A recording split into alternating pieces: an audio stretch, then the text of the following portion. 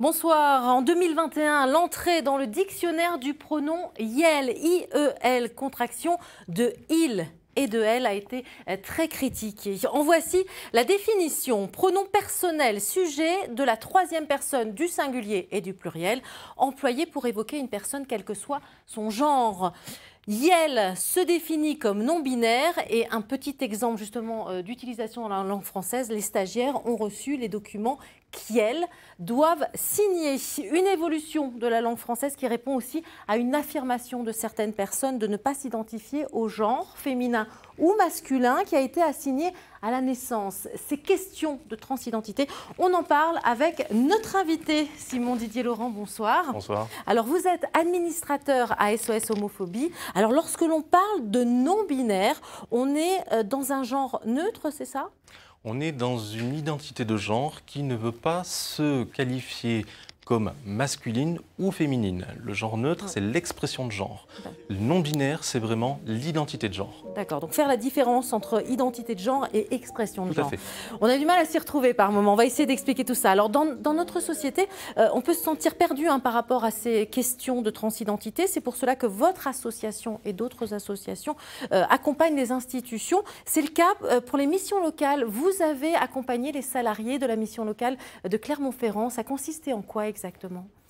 En fait, tout simplement, cette sensibilisation consistait à l'accueil des personnes LGBT au niveau des missions locales, mais aussi au niveau de l'emploi et comment expliquer, eux qui sont un peu la pierre angulaire entre les jeunes et le monde dans l'emploi, comment expliquer au monde dans l'emploi ces jeunes qui arrivent sur le marché du travail. Parce que justement, quand on est non-binaire, donc on ne se définit pas il ou elle, dans un CV par rapport à l'entreprise, ça doit être assez compliqué aujourd'hui encore. Vous avez le cas des personnes non-binaires, mais vous avez le cas des personnes transgenres. Les personnes transgenres qui sont en transition ou qui ont fait leur transition, c'est peut-être compliqué pour le monde de l'emploi, en tout cas d'accueillir. Ils ne comprennent pas ce qu'il en est. Donc, nous, notre rôle est de sensibiliser et de dire que cette identité de genre existe, expliquer ce qu'il en est et comment accueillir ces personnes transgenres, non-binaires, pour qu'ils puissent entrer dans le monde du travail. Alors vous intervenez également au niveau de l'éducation nationale et auprès de la police nationale et de la gendarmerie. Et là, c'est très important aussi. C'est très important au niveau de l'accueil des personnes qui sont victimes. Malheureusement, les personnes LGBT sont encore beaucoup trop souvent victimes d'injures, mais également d'agressions physiques sur le sol français actuellement.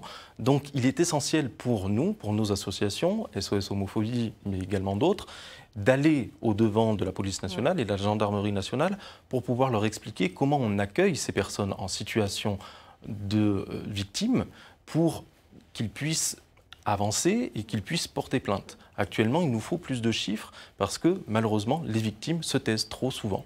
Effectivement, il faut libérer cette parole. On va poursuivre cette interview, mais avant cela, je vous propose que l'on entende un témoignage, celui de Mathurinx, qui se définit comme non-binaire. Mathurinx a 19 ans, un caractère bien trempé et un style soigné. Selon la société, je peux avoir des habits dits très masculins et très féminins, mais c'est pas ça qui va déterminer mon genre et comment je me sens en fait. Enfin, je me sens non-binaire, point final. Il y a 2 ans, Mathurinx a réalisé qu'elle ne se sentait ni comme un homme, ni comme une femme. J'étais triste, quoi. J'étais vraiment pas bien, je faisais pas grand-chose de mes journées, je restais dans ma chambre, j'ai arrêté la fac, tout ça. Je me suis renseigné énormément sur les réseaux sociaux et au fur et à mesure, je me renseignais et j'ai vu le terme du coup non-binaire.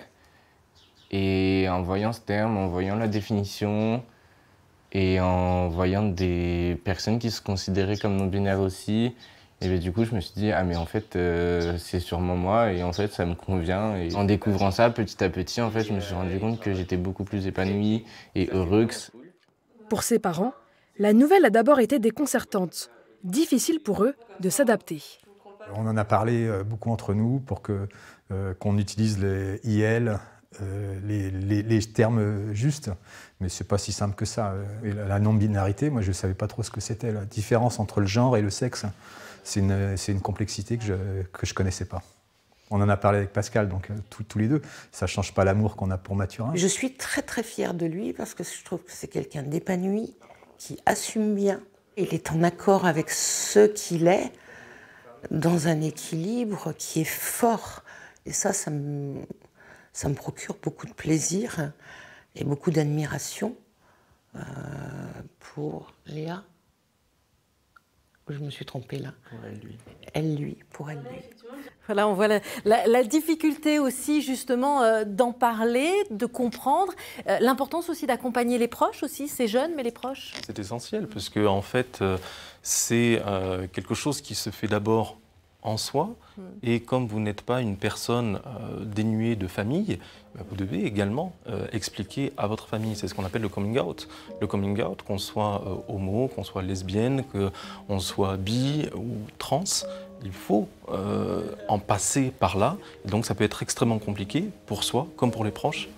Et c'est là que les associations accompagnent aussi ces jeunes. Les associations accompagnent parce qu'elles permettent justement d'avoir un cadre où les jeunes peuvent venir pour expliquer ce qu'ils ressentent, ce qu'il en est, et où les parents peuvent également venir pour avoir des informations et discuter entre eux aussi sur comment ils ont pris cette nouvelle et comment ils l'ont accueillie et qu'est-ce qu'ils ont mis en place pour que justement tout se passe bien dans les familles.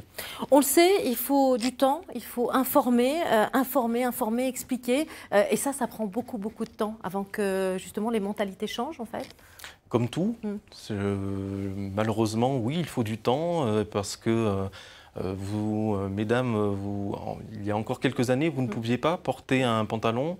La loi n'a été retirée qu'il y a très peu de temps en France. Donc il faut avancer. Et nous, nos associations, on est là justement pour montrer que la société doit avancer, sensibiliser cette société, sensibiliser les acteurs de la société pour bien que justement des jeunes puissent être épanouis. Alors c'est assez compliqué aussi car dans la société, quand on voit les catalogues de jouets pour Noël, il y a les jouets pour les petites filles et les jouets pour les petits garçons. C'est très rose, bleu, très classique de rose pour la petite fille, bleu pour le petit garçon.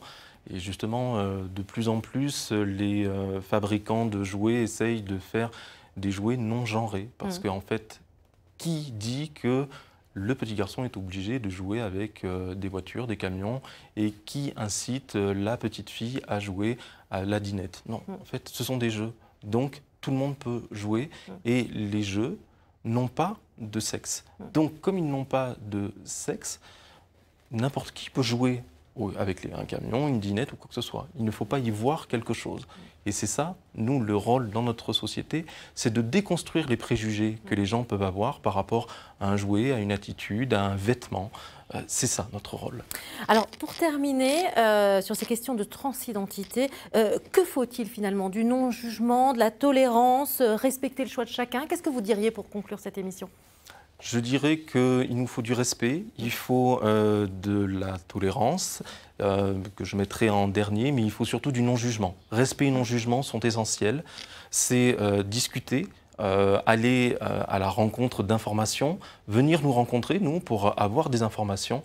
La base, c'est ça, en fait. Il faut se respecter ensemble. Merci beaucoup Simon Didier Laurent d'être venu nous parler de ces questions de transidentité qui sont encore difficiles à comprendre pour beaucoup d'entre nous. Merci. Merci à vous. Et puis si, pour plus d'informations, vous pouvez justement, et sur toutes ces questions de transidentité, aller sur soshomophobie.org, le site internet, ou un numéro d'appel, ligne d'écoute anonyme 01 48 06 42 41. Voilà, et puis vous pouvez également suivre et continuer ces échanges sur notre page Facebook ou bien nous écrire par mail. Restez avec nous, l'information continue dans Ici 19-20 avec ce qu'il faut retenir de l'actualité.